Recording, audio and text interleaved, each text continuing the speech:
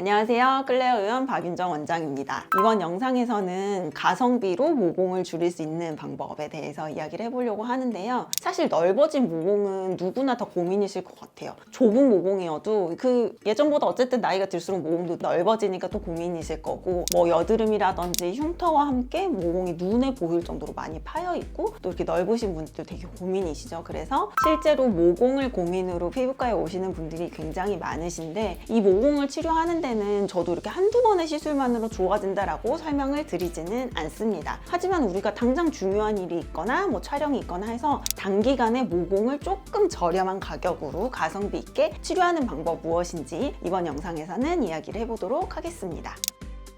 그래서 제가 가장 적은 가격으로 가성비 있게 모공 시술로 추천해드리는 시술은 바로 스킨 보톡스입니다. 보톡스 시술은 여러분들 다 아시다시피 이 보툴리늄 톡신의 성분인 이 주사제를 턱에다가 놔서 얼굴을 갸름하게 만들 수도 있고, 또 안과에서는 사시 치료를 할 때도 쓸 수 있고요.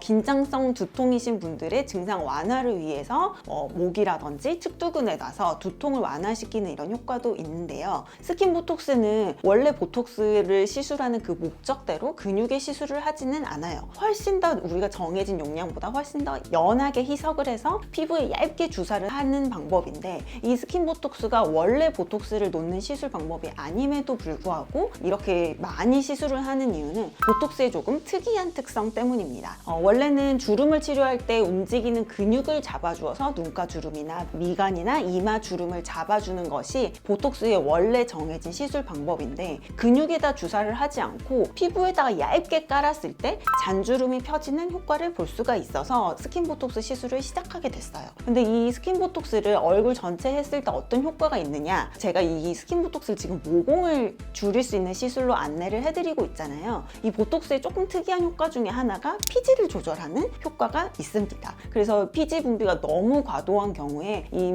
모공이 발달한 나비존이라든지 코라든지 아니면 이마 위쪽 미간 부분, 이런 부분에다 주사를 했을 때 피지 분비가 조금 줄어드는, 그래서 유수분 밸런스가 맞춰지는 이런 효과가 있어서 모공이 좀 단기간에 줄어드는 효과를 보실 수가 있거든요. 그래서 이제 이 스킨 보톡스를 얼굴 전체에 시술을 하면서 윤곽 라인을 따라서 얼굴 쉐입을 좀 리프팅 효과를 줄 수도 있고, 반대로 모공이 고민이신 분들은 리쥬란을 시술을 하듯이 모공이 좀 발달한 부분, 피지가 많이 나오는 부분에 집중적으로 시술하면 좀 즉각적으로 피지 분비가 줄어들면서 모공이 좁아지는 그런 효과를 볼 수가 있습니다. 보톡스의 또 다른 효과 중에 하나는 피부 톤이 맑아지는 이런 효과가 있어요. 이거는 딱 정확하게 검은 피부가 하얗게 되는 이런 미백 효과하고는 조금 다르게 얼굴을 좀 브라이트닝 시키는 효과가 있거든요. 아마도 제가 말씀드린 유수분을 조절해서 피지 분비가 좀 줄어드는 것 때문에 그렇지 않나 라는 생각도 좀 들고요. 그리고 잔주름이 좀 펴지면서 얼굴 라인이 매끈해지니까 얼굴이 조금 전체적으로 화사해 보이는 효과도 볼 수 있습니다. 그래서 이 스킨 보톡스는 얼굴을 전체에다 놓는다고 하면 들어가는 양이 꽤 많이 들어가겠죠. 그래서 이 시술을 할 때 이전에 근육 보톡스를 맞은 때는 언제인지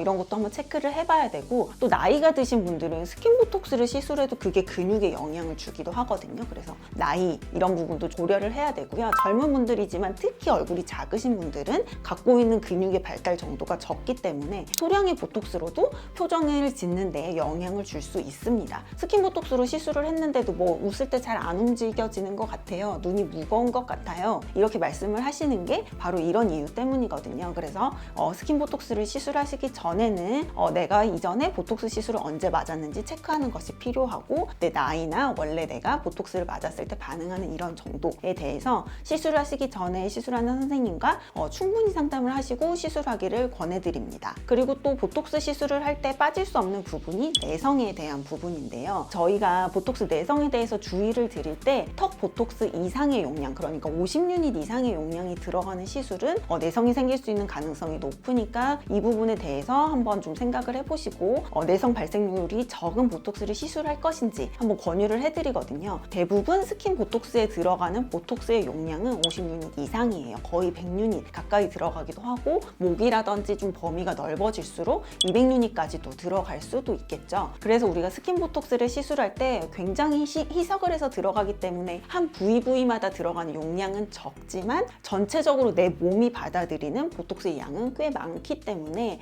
이때도 좀 내성에 대해서 고민을 해보시고 내가 보톡스를 좀 자주 시술한다, 앞으로 계속 꾸준히 맞을 계획이다 라고 생각을 하시는 분들은 내성 발생 확률이 적은 보톡스를 선택하시는 것이 좋겠습니다. 그래서 이렇게 가성비가 좋은 스킨보톡스 시술이지만 이 스킨보톡스의 단점은 분명히 존재하죠. 아무래도 받아보신 분들은 아실 거예요. 유지기간이 좀 짧죠. 즉각적으로 피부가 확 좋아지는 효과가 있어서 말씀드린 것처럼 어떤 중요한 행사가 있기 직전에 맞기는 굉장히 좋은데 하고 나서 이 유지 기간은 조금 짧다고 느끼실 수 있을 것 같아요. 그래서 가성비 시술로 단기간에 짧은 효과를 볼 때는 스킨보톡스를 추천드리지만 이미 넓어진 모공을 좀 내가 진짜로 좁히고 싶고 치료를 하고 싶다라고 할 때는 리쥬란이라든지 아니면 다른 모공 치료와 함께 병행해서 하시는 것을 추천드립니다.